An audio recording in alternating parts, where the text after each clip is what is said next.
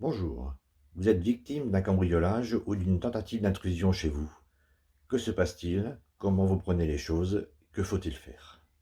La première réaction, le premier sentiment, quand on se rend compte qu'on a été visité, c'est de trouver une autre raison, incohérente, mais c'est comme ça qu'on fonctionne. La porte est entr'ouverte, on ouvre, tout est en bordel. On pense de suite que, je ne sais pas, c'est le fils qui habite à 300 kilomètres qui est passé, qui cherchait quelque chose, mais que pressé, ne le trouvait pas, et a foutu le bordel, et une fois trouvé, est reparti sans ranger. Moi, j'ai d'abord cru que j'avais mal refermé la porte et que le chat errant, qu'on nourrit régulièrement, en avait profité pour rentrer et qu'il a couru après une souris et sauté sur les étagères et foutu le bordel partout. Ce type d'excuse est très court, 5-10 secondes, et très vite on comprend que cette pensée était incohérente, et que le chat ne pouvait pas ouvrir les placards, armoires, meubles sous le lavabo. Donc voilà, on y est, on a été cambriolé. Émotionnellement, on est un peu perdu. Alors, que faut-il faire? La première chose à faire est d'appeler le 17, qui vous enverra le service de police ou de gendarmerie le plus près et disponible. En attendant, évitez de toucher ou de nettoyer. Il y a peu de chances qu'il y ait des empreintes, mais on ne sait jamais. Et s'il y en a, ça aidera beaucoup l'enquête. Une fois que les services de police ou de gendarmerie sont partis, vous avez nettoyé les traces de petites poudres noires pour mettre en apparence les empreintes. Il faut essayer de comprendre par où ils sont passés et il faut réparer et sécuriser votre domicile.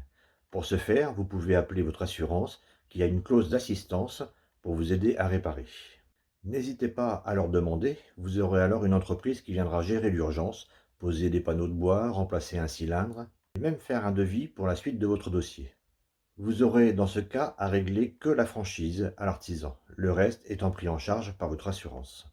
Si vous réparez par vous-même, prenez des photos et gardez de côté les éléments que vous avez remplacés. Ensuite, faites des photos de tous les coins de votre maison visitée.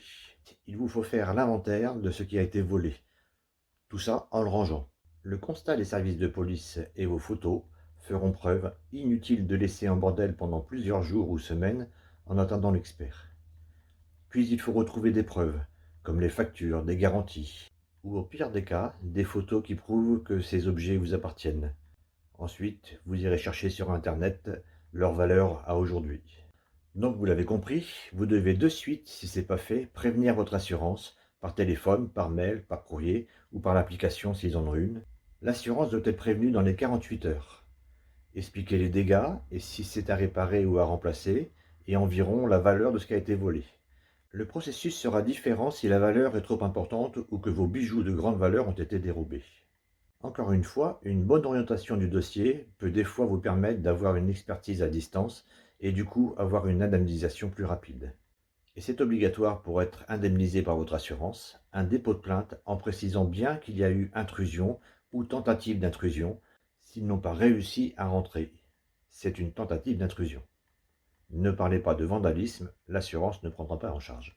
Les porte-palières sont de plus en plus sophistiquées et donc de plus en plus chères, jusqu'à plus de 2 000 € la porte. Donc il est important que l'assurance puisse le prendre en charge. Par contre, vous n'êtes pas obligé de faire le dépôt de plainte le jour même. Il est mieux de bien faire votre liste de ce qui a été volé ou abîmé, afin de bien pouvoir évaluer le montant.